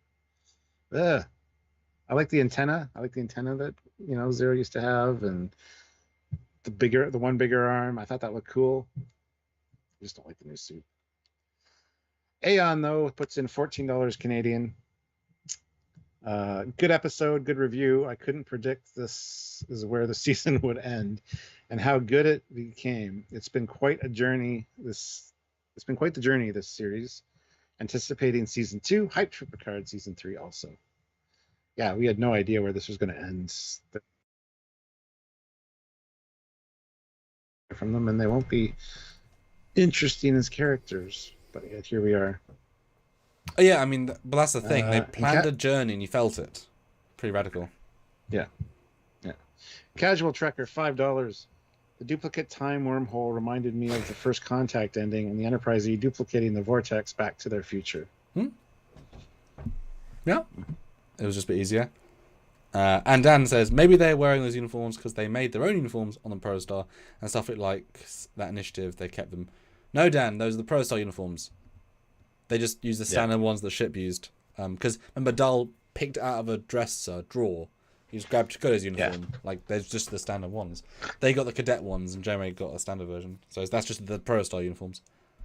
But speaking of, I like Gwendalla's, version of her uniform with her filigree on the shoulders and the different color of the purple, more like an ambassador style.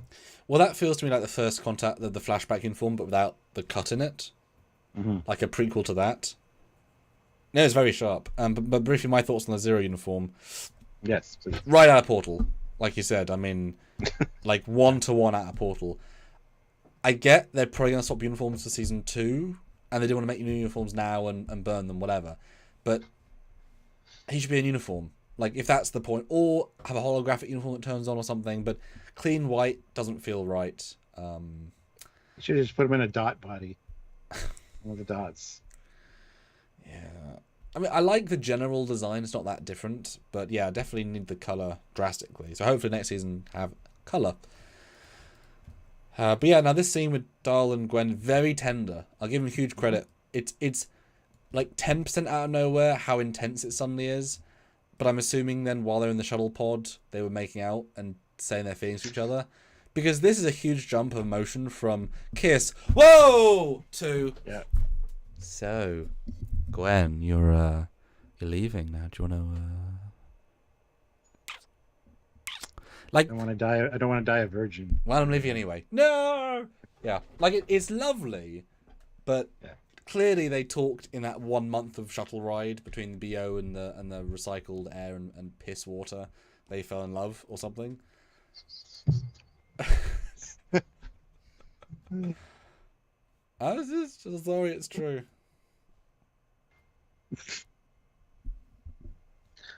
It is a nice scene, though. It is. Even nicer scene is the next one, where they see Gwen leaving on her shuttle. Leaving on a jet plane. Don't know when I'll be back again. Anyway. And then the opening of the hangar, and we get the whole reveal of a new Protostar class of ship, which is great. And yes, Zero's legs do a thing here. Zero floats towards the thing, and the next scene, there's legs, and then the next scene, there's no legs. That's happened all throughout the course of all of Prodigy, though. Between shots, legs and no legs. So, yeah. Well, it shows different animators. They just don't. Yeah, there you go. Yeah, they just don't get the memo. You can literally see the shots from different people. It's like there's a great. It's a bit of a stupid example, but spoilers. Doctor Who spoilers for the most recent thing. Which have you seen, Stuart? I assume. Nope. But you know the spoiler at the end of the season, right? Yes. Okay, cool. So, you know, a regeneration happens, and they're on the exact same location 1 second later, right? Same mountain cliff. But if you look, between starting and ending regeneration, the TARDIS door's changed, the rocks underneath their feet has changed, and the texture on the grass has changed. Because two different artists worked on those two different shots, despite you would think it's just loaded assets, turn camera. But there's no way the door can change. So it's just a mistake. But they worked on it like 3 months apart, different artists. And it's like, Jesus Christ, are you joking? But yeah, Protostar. How do you feel about being built in San Francisco at a little dock thing? Seems very dangerous when you're adding a Protostar into with a mix. Like, you got to artificially create this Protostar. But for such a small ship, I don't have a problem with it being built in a hangar on Earth. It's a small ship. It doesn't need a dry dock up in space. So I have no problem with that at all, except for the Protostar element of it. That's quite dangerous. The thing is, but even if that was built in orbit, if it's still detonated, yeah, it would still destroy the whole solar system. So whatever. But the thing is, when you say small size, like, is that a Defiant hangar? Like, Defiants still feel pretty big, and Novas. Would they both? No, would they both be built on Earth, on a planet? I wouldn't think so. I think the Defiant would have been. Nova, probably not. And they're about the same size, just different proportions. I know. It's just my feeling, though. I feel like the Nova would be built in space, but the Defiant could be built on ground. I think that's fine. Yeah, it's just a nice reveal of the. I wish it looked a little different, but whatever. It's exactly the same, and that's fine. But no, I don't have a problem with it. Just the scenes of Zero's legs there and then not a big deal. And yeah, it talks about the previous ship as a prototype. Now it's not the NX, now it's the NCC. So it's a class of ship now. Although they're not saying it's the A. They left that vague. I can see them adding an A to the Protostar. Protostar A in the next season. I think it didn't show on purpose to make it like we want to pick, because it should not be the A. A is not famous enough by an absolute bajillion miles. That would just be, We're the hero show. It did save Starfleet. That's a pretty grandiose thing. They'd also destroyed Starfleet. I know, but no, it didn't. The construct did. No, it's not enough. But then it's saying like the Yorktown never saved Starfleet, or the Potemkin, like every other ship never saved Starfleet. Of course they did, right? That doesn't. But I think I'm hoping, crossing all the fingers, it's going to be just the NCC versus the NX, and that's all you need to make them different. Yeah. I really hope it'll look different. Hopefully this is them non-committing, because it's also quite darkly lit. Because this is daylight. That bottom bit would not be that black, right? It would be more lit than that. So I'm hoping they're reusing the model and they're rebuilding it for season 2 to make it look, because it shouldn't be as platey. The bridge should be radically different. It's the Add a NCC. stripe or two. It'd be cool if on top it has a stripe or two, just to kind of registry at the top, at the front, like just make it a full Starfleet ship. Go NCC, make it a full ship. You know, have your cake with season 1, and then let us eat it as the fans. Have a bit of full Starfleet ship. But no, Jeremy comes in. They don't board the Protostar. They sort of almost ignore it in a sense. It's not the big win of the season at the end. And Dal's like, "Is this going to be our ship?" She's like, "No, I have much bigger plans for us." Well, are you coming or not? And a lot of people were confused about this. At least one person was on my live last night. That they're walking up the stairs and down the stairs to another hangar where the other ship will be. No, they're probably walking to a transporter complex where they're going to get beamed up to the Voyager A or something. But anyway, yeah. And it's very much lacking that final sting. Sure, we get Dal turn around and look at the shuttle and this beautiful painting-like view of Starfleet, headquarters and the moon, and it looks very nice. But that's it. Like, they needed a final sting of either seeing the Voyager A or the bridge. Yeah, especially as Dal's like looking at it. It's just, and Raj, the Voyager A is not going to be a Dauntless. No. It won't be a Protostar, and it won't be a Dauntless. Yeah, I could see them making it a Protostar though, so it is both the Voyager and the Protostar.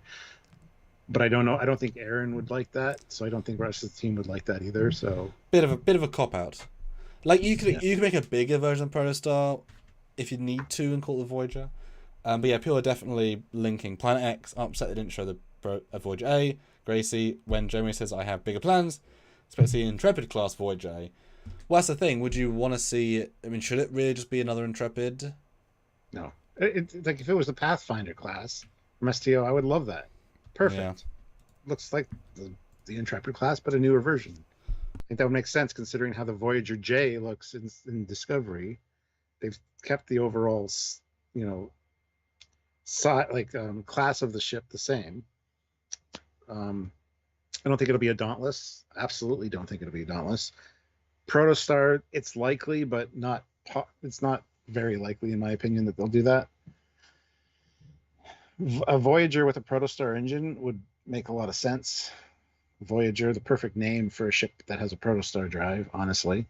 But I don't know. It'll be something Intrepid looking, but not the same.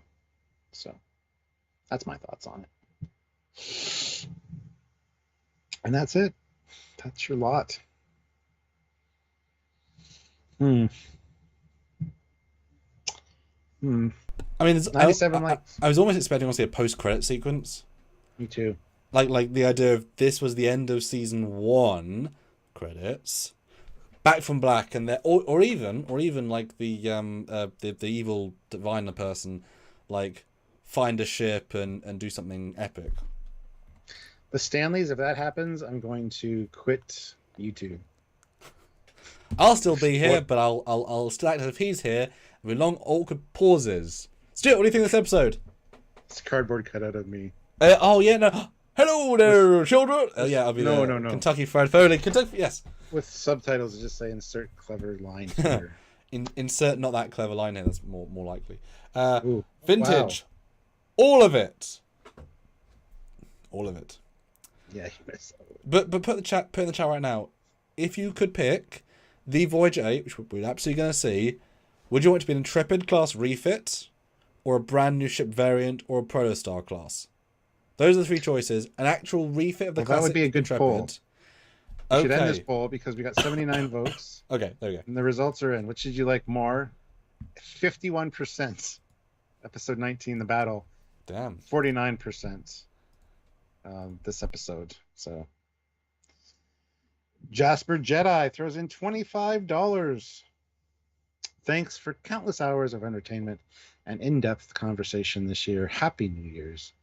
Thank you so much for watching all of the content, or most of it. And yeah, thank you for the New Year wishes. We'll be back. We'll be here next year. Don't worry. We're not going anywhere. And I in get fact, to see Samuel on a regular basis. I'm so happy about that. yes. Yeah. It's like we're married. It's really Yeah. nice.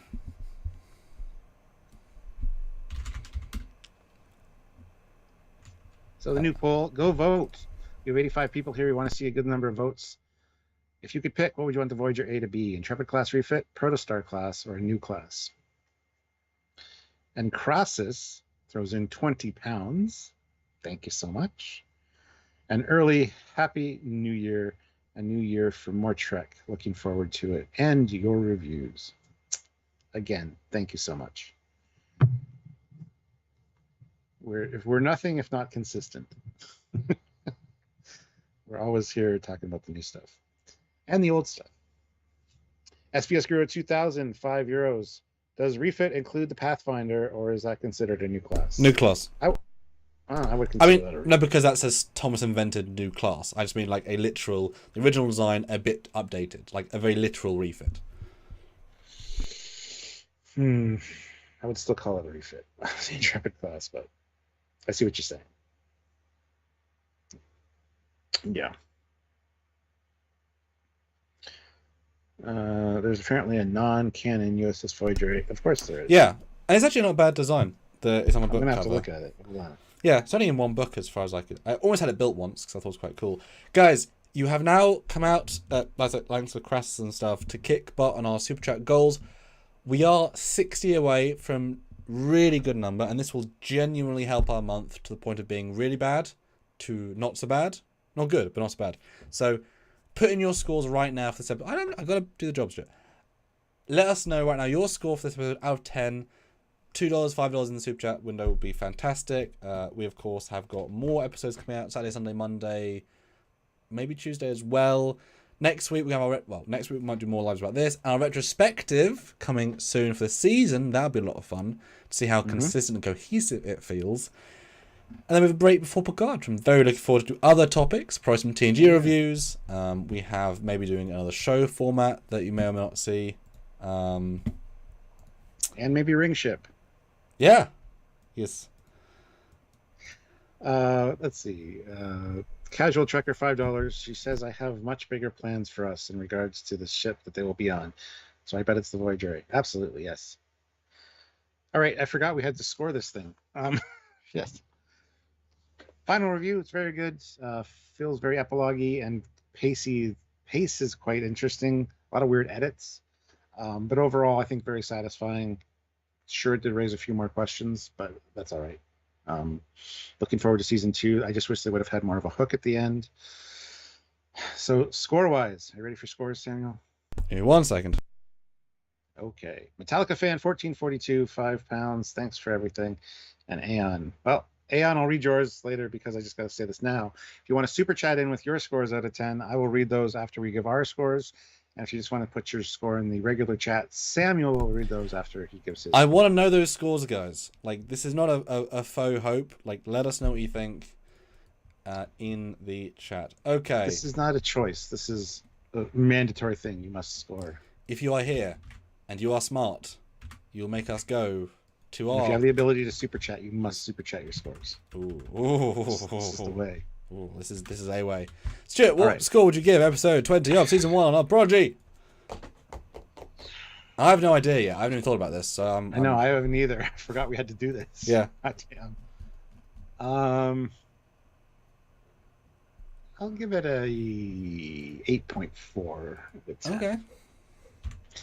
Yeah. Okay. Definitely not as good as the last episode in my mind, but No. As a whole piece, these two together would have been great. But yes. So there you go. And guys, we're only 30 away from the number. We're getting real close. Just saying, 30. And keep putting your scores, everybody, or final thoughts. Yeah, my final thoughts, like I say, I like it.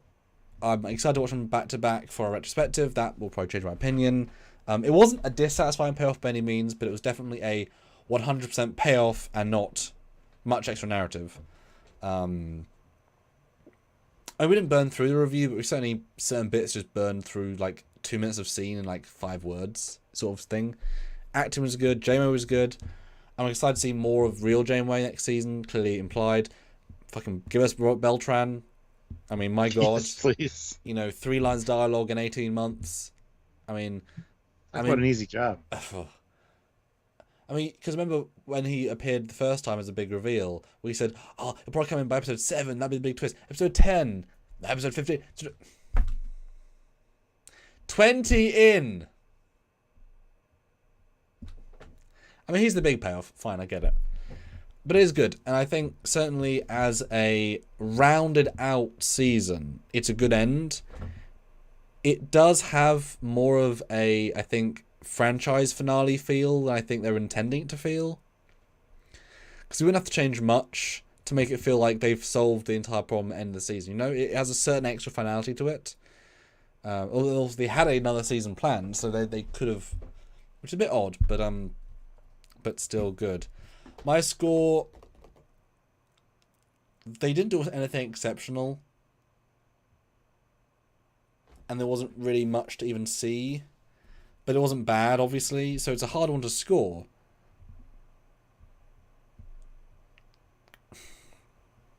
.5, and that's, I think, being a bit generous, because they don't do anything great in it. Like, it's better than an average episode, because it's a nice vibe, but, like, stuff happens. What doesn't happen? Yes. Yeah.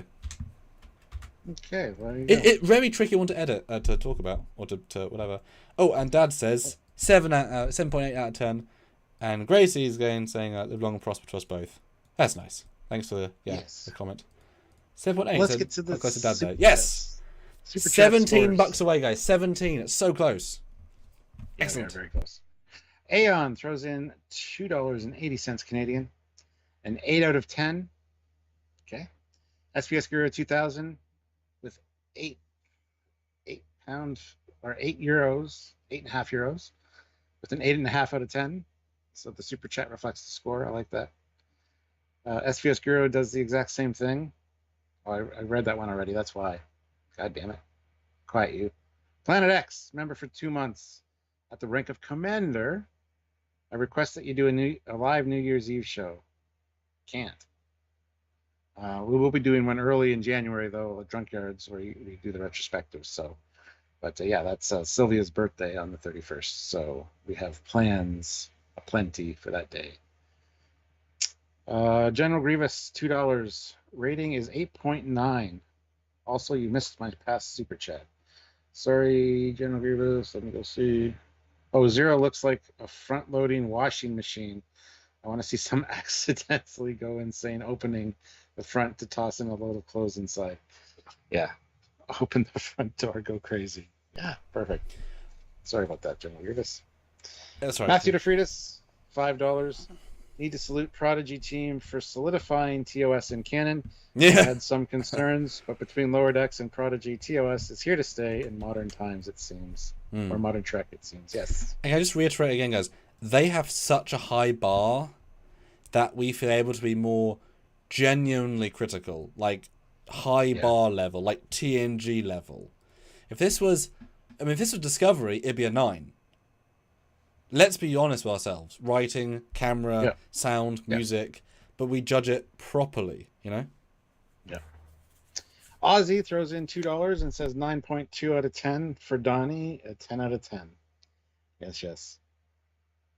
Oliver Lavery Farag, £2, 8 out of 10. Hashtag justice for the ring ship. Justice for Zaheel.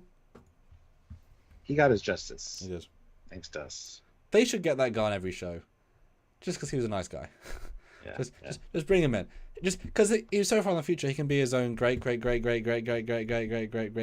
grandson. That'd be great. Indeed. Oh, David, yes. Feels like the genre of the show will change forever. Yes, they're rebooting for season 2. And unlike Discovery and Picard, this feels totally like they've had this full arc. Next arc. Like, that's real. It feels earned. So I commend them for that, because, yeah. Good job. Okay, non-super chat scores. Like I say, $17, guys. Give us a New Year's present. One $20 super chat would do it. Yes. Absolutely. And we have that last super chat slot. Keep that in mind. Yeah. No, they're doing great. And the poll as well. 56 votes. Vote in the poll. So in 10 minutes, we're going to get 100 votes. So right now, send on people. Vote in the poll. Free, easy, go. We'd love to know, because that will be interesting for people who work on the show, maybe, who might see it and say, oh, interesting. Let's change the season and swap out the model. Okay, so your scores are... I'm ready for this, and I hope we'll get some more in the meantime. Let me make sure I get the top one.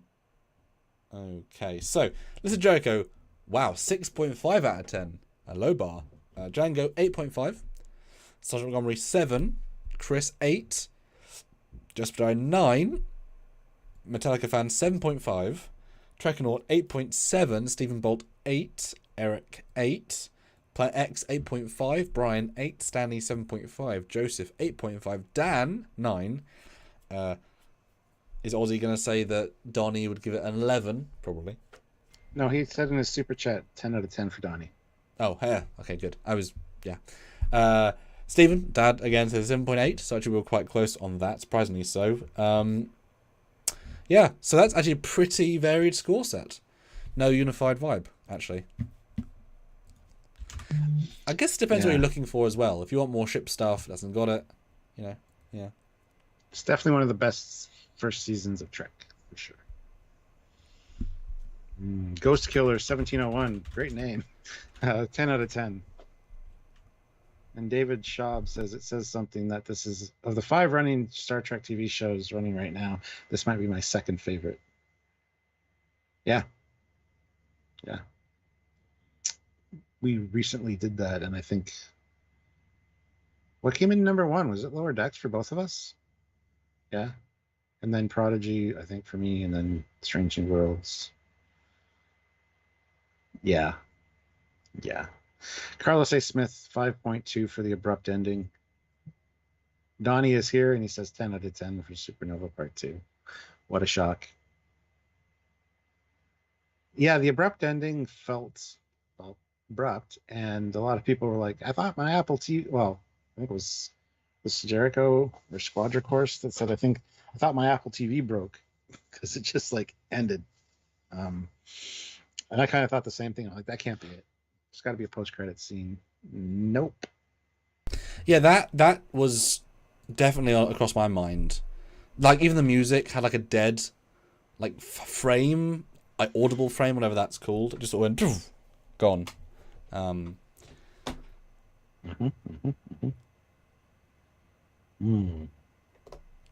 It'll be a very interesting retrospective, I think, because it's a very...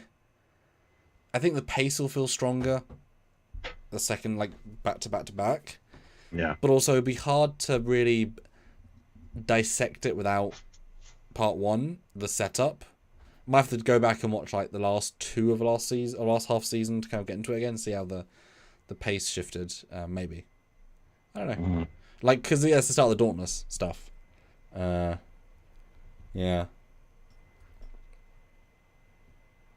Yeah, and Donnie 10 out of 10, of course. Carlos A. Smith says not ending, editing. Yes, the editing was also very curt, if you will. Yeah. Yeah, I bet there's going to be some deleted scenes, some animatics. Just cut for time, But yeah, guys, 17 more bucks. Right there. Zero has an Apple iSuit. Yeah, it is. Yep. It is. Yeah. We have one new member during this one. Trekyards got gifted a membership, so thank you to who was the one that gifted him that membership again? Why can't I remember? Oh, Sergeant Montgomery. Yes. Thank you for gifting that membership. As a good Christmas, New Year's gift, I guess, for Trekyards. 105 likes. If you haven't hit the like button at this point, please do so. If you're watching this after the fact, don't forget to send us a super thanks as well as a like. We'd appreciate that. But yeah, another $17 would be a good way to close out. This will be our last live review of 2022. That rhymed. Casper Jedi says maybe if Zero specializes, they'll color his containment suit. Yeah, I hope it's different for season 2. Just add any color would be great.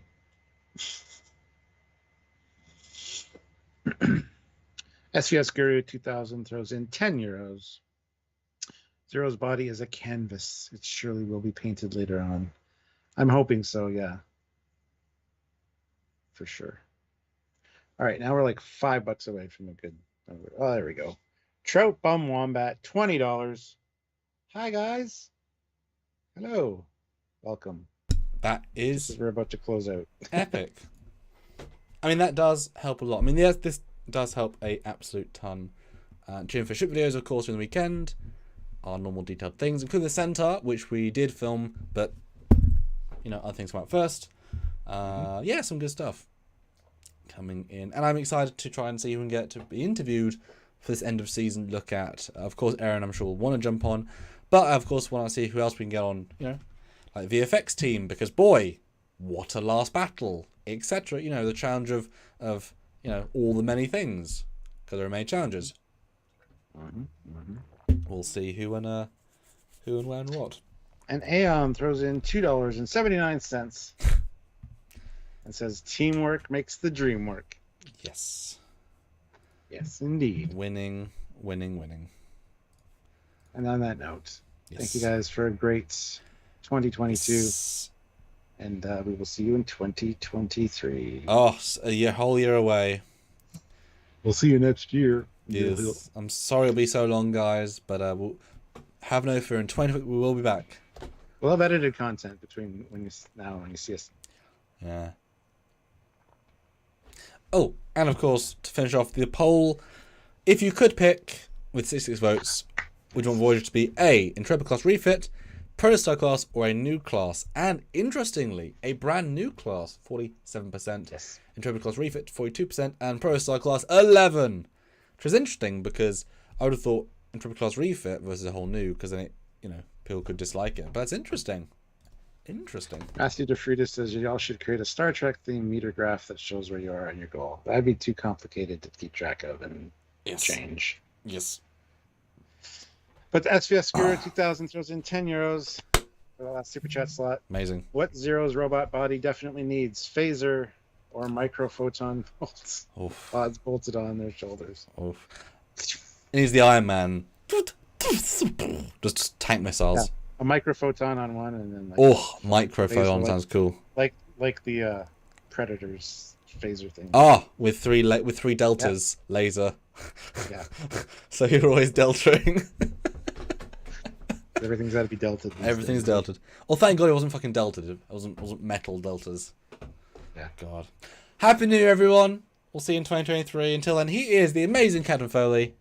And he is the incredible Queen Kraken.